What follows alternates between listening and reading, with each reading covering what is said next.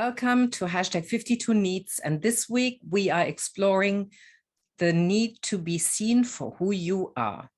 And I have with me my friend Scott Carson, who says he's a man just trying to be the best version of himself. And I always think he is the best version of himself because he always grows and develops. So he's always the best version of himself. And he's also one of the hosts of the Campfire Project, mentor and co-founder of the Business of Smiles, and helps create a safe place for people who dive into their own life, taking on discussions that need to be had. Scott is a storyteller who, through his own life experiences, shares his love for people, experiences, and the opportunities we can create. Tough conversations are his specialty, as our biggest growth comes from our hardest times. We agree on that one. His mission is to create as many smiles and conversations as possible, which he does with his socks. And on cue, you will lift your leg and give us an insight into your leg. Thank you. Thank you very much, Angela. So up here, we have the Business of Smile socks. The black dots, they represent our dark days. We all have them. No one's getting out of that. And that yellow, that's that warm winter sun on your back. That real warmth, that's our community getting around you on your dark days. So at the moment, we're turning one dark day into a smile. Here's the thing, our dark days are generally between our ears. So we actually need to talk about them. That's how we get our growth. That's how we get through things.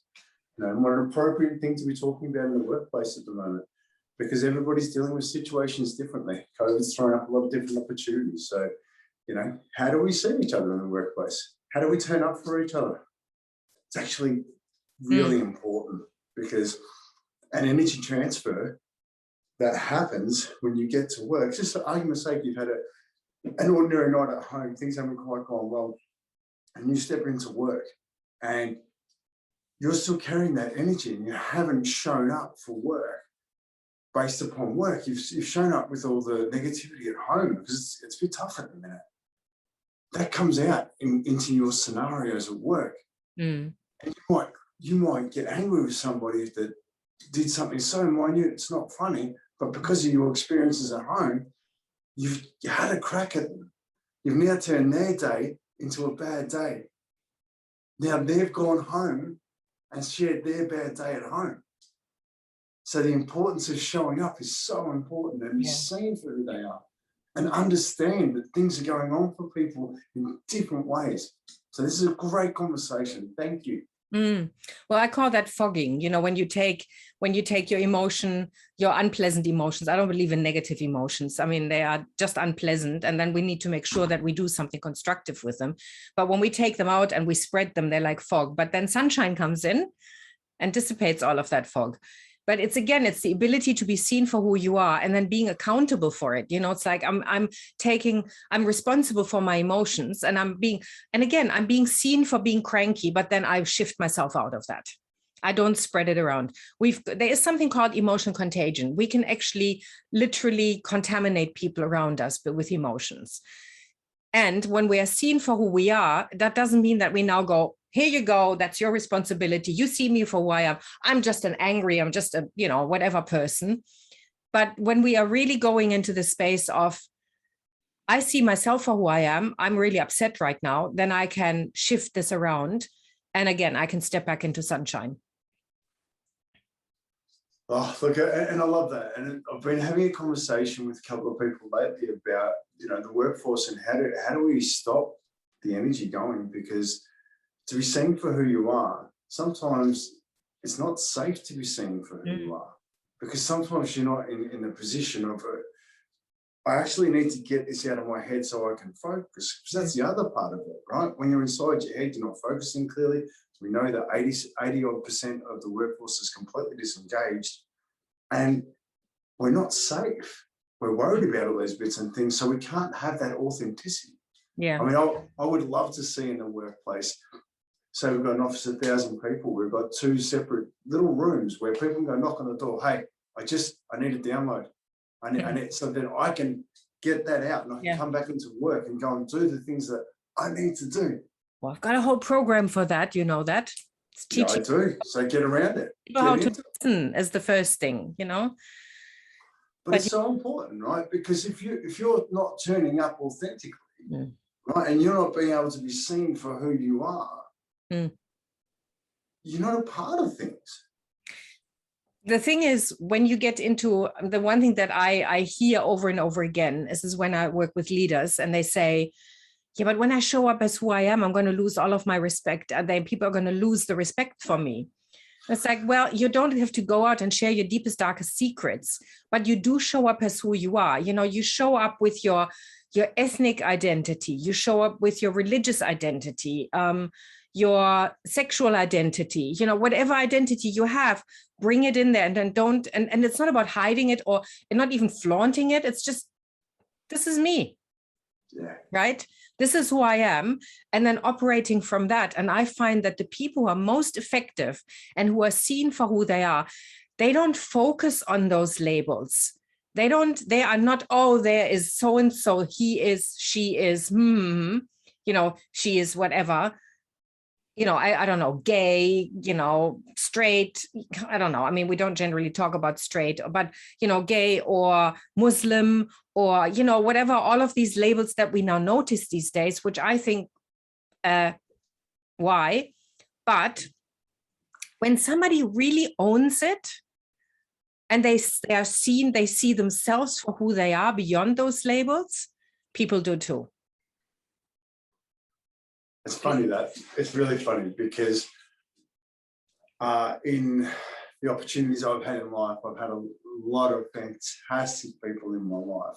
And, you know, some of those people that I think are absolutely beautiful, most people would walk past. And those people, once they get to own who they are, that confidence creates more opportunity. Yeah.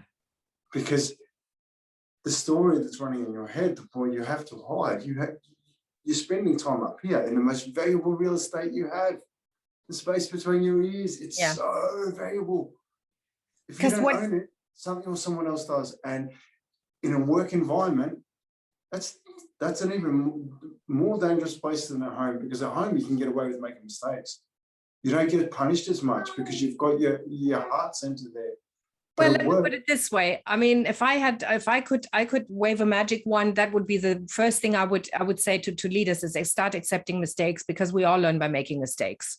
You know, nobody, if we taught, I always joke, if we taught children to walk the same way, or teach children who are just learning how to walk the same way we treat adults, we would all be crawling around all fours, because we would go, oh, come on, you've fallen over 3 times now. Isn't it time you start walking? And by the way, while we're on topic, I've registered you for the marathon in 3 weeks' time, so you better get cracking, right?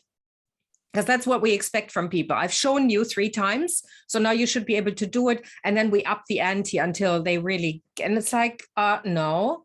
But when we're being seen for who we are, and it's really important to say, you know what, I've reached capacity. I need to actually go back and regroup and keep doing this before I go to the next level. And good leaders, effective leaders will accept that. They will go, somebody needs to consolidate their skill base before they can go up to the next level, and not push. It's not a computer game where you can only go up to the next level once you've got enough resources. Maybe it is like a computer game, but you can't push somebody up who doesn't have enough resources. Climb as high as you want, but once you get to that top of that mountain, it's only one way down. So I'd much rather invert the pyramid and turn it the other way, support people, get up to the top and have a whole lot more to look at. So, yeah. But it's, you know, my greatest teacher, bar none, my son, our daughter. Homeschool gave us an opportunity where we had to learn how to deal with things. And we clashed heads straight away, because I didn't understand how his schooling works. So I'm trying to work it out, and he's like, I don't know how to do this, but then we couldn't. So we had to learn how to communicate, right? The biggest one though, as I changed with him, I would not put a cross next to anything that was wrong. I put a green L. What can we learn about this? How do we change this so that we can grow? Totally. You know, and that for me is the opportunity. Like we're so afraid of making mistakes that it holds us in this pattern. Whereas if we find ways to be able to communicate and accept, because here's the big thing. If somebody's not listening to you and not hearing you, it's actually not their responsibility. It's up to you to learn how to speak to them so that you can convey your message, not the other way around. Two-way street. You actually have to have somebody who's receptive to listening. Because if you can be as clear as you want, yeah, and articulate whatever you want. If somebody is not really focused on you because they're doing this, yeah, then that's not your responsibility. Your responsibility is to say, would you please put that phone aside? I've got something really important to say. Maybe not in those words, but, or I'd really appreciate it. Or if this is not a really good time, let's talk another time. 100%. And again, that's also part of this. Yeah, because if you want to be heard, you have to find a way for somebody to hear you. Yeah. That's your responsibility. If they're not paying attention, they don't want to pay attention, maybe you don't have to have that conversation with them. Yeah. Maybe you put it in writing. But that's it's up to you to make that happen. That's being seen for who you are. And it's about saying, 100%. like, if I don't get the opportunity to see being seen right now, well, let's find another time. That's perfectly okay. But there's a lot of, I think that, and a lot of people think that being seen for who you are requires courage, but it's and it does. You actually have to show up not caring what the other person thinks, not from a place of, sorry, I almost held up my middle finger, not from a place of, I don't give a damn, but from a place of, I am seeing myself for who I am. But in the corporate world, there's often a lot of bravado, a lot of false courage, a lot of, I read things and it says, well, if you want to be seen for who you are, you have to speak up. You have to make sure that people hear you. You have to contribute. But it doesn't come from a genuine place. It comes more from an, like network the heck out of everything. No, it's like go and meet people. I say to people, go have coffee, but not for telling people how wonderful you are, but find out what they are. I'm going to share a quick story with you. So I used to build very complex swimming pools and in complex locations. Now, it was always a surprise when we got things across the line. But here's the thing. When we had to go to council to put in these applications for difficult opportunities, we didn't send them. We would walk in to the council, so they said, how are you? Can we speak to the planning department? Okay, who's our representative? Okay, fantastic, thank you very much. Hi, how are you? We're building this project. Could you please help us by looking over this and telling us what we need to do in order to get this right? We built a personal relationship, so we're not just an email that has no connection. We've asked for help to get it right.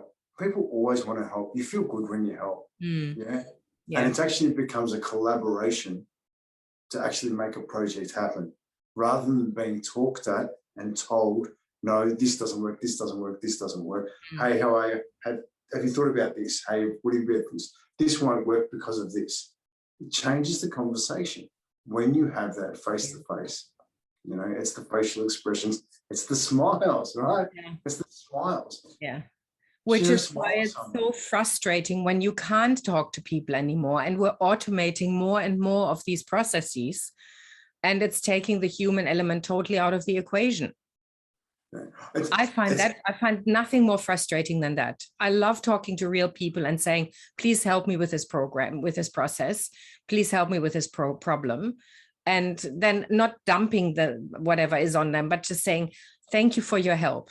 I just had an issue with somebody and we really connected. We talked about all sorts of stuff and we resolved the issue. I've just had a technical issue where I couldn't connect with the person and I had a meltdown. 100%, because you weren't heard, you weren't seen. Yeah. Yeah. You weren't seen for who you are. Yeah. It was like, are you kidding me? I've been here before, twice.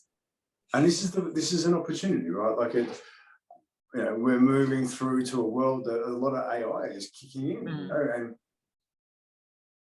is it a good thing? Don't know. Personally, I'll never get the interaction from AI, but I'll get it from you. I don't mind AI as long as there's an option to say, I've exhausted all the opportunities here and it's not working. Please connect me with a real person. But that they're often taking that option away as well. So there's no way I can't be seen for who I am in that context of I'm not coping. because these problems, these technological demands that you are asking me to fulfill are beyond me. I can't reprogram something or whatever it might be. Let me talk to a real person, and I'm perfectly okay with that. But that's another thing, right? This is where we're at in society, and it's one of the things I adore. You know, Yeah. We sit here and, you know, like mental health has been a topic for the last 10 years where it sort of hasn't been before. And now we've got this massive focus on it. Previously, we didn't understand it. We're learning, we're growing, you know, and some things work, some things don't. But what important is to try it. Even with AI, is it wrong or right? Who knows? Yeah. But we have to try it. Otherwise, we won't know.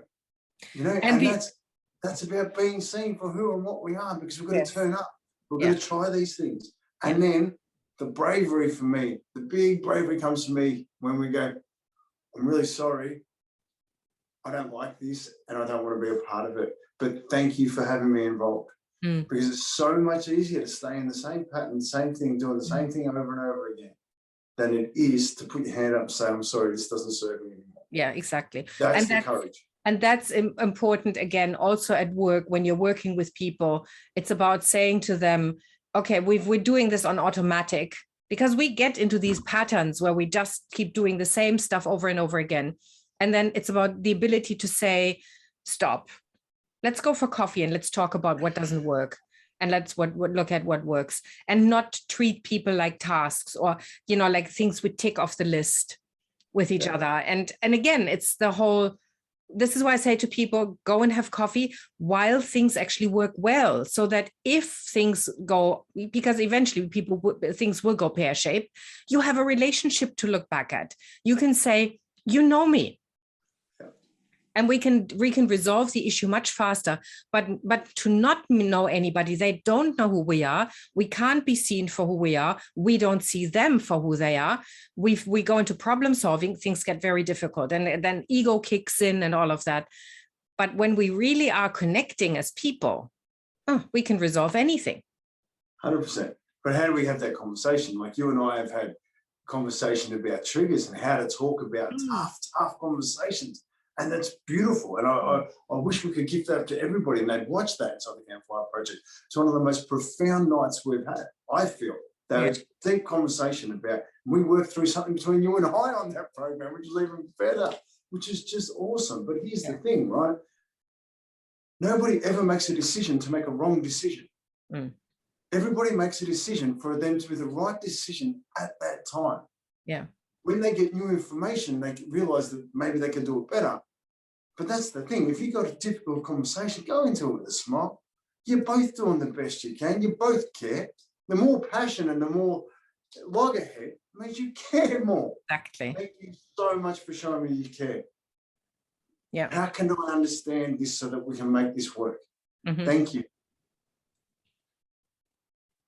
Absolutely. You know, and I've negotiated some fantastic opportunities over the years, some difficult ones that have helped me grow to be the best version of me. And that's showing up, you know, it's taking a risk. It's about saying, you know, I've got the courage to really, you know, just be who I am without wanting to impress you, without wanting to tell you, you know, like, wave in your face or anything. It's also, again, it's also the curiosity to find out who the other person is. You know, it's like, it's a two-way street. I'm literally just about to go into a presentation for GM Pest Solutions. I adore this company. Pest control, yeah? You know, that's ruining businesses at the moment in Victoria. Ruining. Because the restaurants are shutting, closing, so it's just vermin coming through all the bits and pieces. They're dealing with some really tough things. But they understand that they're not in pest control, they're in pest solutions. They're there to make people feel safe. Their job is so important because if they do their job right, the people feel safe. They can go home. They don't have that problem sitting in the back of their head when they get home and see their kids, the most important things in their life. That pressure's taken away. And I'm so grateful because they get behind the business of smiles and they actually hand socks to their customers to say, hey, listen, we all have dark days. Yeah. Thank you for being our customer. We're here with you. Mhm. They are a company that supports their employees, their customers. The first thing they did was they picked up the phone, rang all their big customers when COVID kicked off. How can we help you? Mhm. What can we do to help you? What do we need to do right now in order to make you feel safe? Wow. Hey, imagine if we did that with all of our staff. Imagine if we did that with all of our customers. Hey, just ring it up, check on you. You know, he got paid for everything he got up to. He had no issues with anything because he was supporting the people in his circles, work, family, everything. And I'm smiling. I can't wait to see them today. I can't wait to hear the stories of how they changed people's lives because they supported them. You know? What a beautiful world it is. Well, you know what they say, you can't brighten up a room by keeping your light and keeping yourself in darkness, you know, or but by not letting your own letting your own candle shine. I think I might be translating from a German idiom here. Love it. But here's the thing, right? But it is about, you have to let your light shine to brighten up a room, basically. Oh, if you don't, then, you know, and so to be seen for who you are and for showing up and caring, and, you know, that's the thing. When you turn your light on, your own light, it eliminates everything, right? So the more you can eliminate you, the better. But I'm really, really grateful for the opportunities that both you and I have had, especially inside the Campfire Project. And I'm going to give that a plug because it's been some big conversations. And those conversations are the ones we need to have in order to get our biggest growth. So we can be seen for who we are. 100%, and we support one another, and we sit and we listen. You know, be seen for who you are, but more importantly, see other people for who they are. Be curious, because there's always a backstory. What's the context of this situation? What's the context of this scenario? My 10-year-old son hits me up. No, Oscar, I can't do that right now, Dad. Dad, can you give me the context for the reason you say no? Because that was our promise that you would share that with me. Good point, Oscar. Thank you. So I'd relay the context of why I'd say no. All of a sudden, he's got a deeper understanding. We're more connected. Yeah. Imagine doing that at work and people communicating like that and putting context around things. Yep, context. I'd say that works as well. See each other for who we are. Exactly. Well, thank you so much, Scott. I know that we can talk about this much, much more. And I'm really grateful for you being who you are, not just trying, but really being who you are. No, thank you. And can I give a little plug to the Business of Smiles? www.ihopeyou'resmiling.com. That's because I genuinely hope you're smiling, because that's how we change the world, one smile at a time. Yes, and there's lots of good stuff happening there. So go and have a look. And yes, and everybody else, I look forward to seeing you next week. Well, everybody who's looking and coming back. So yes. Thank you, Angela, for being you. Thank you, Scott, and for being you. Okay, bye. Ciao.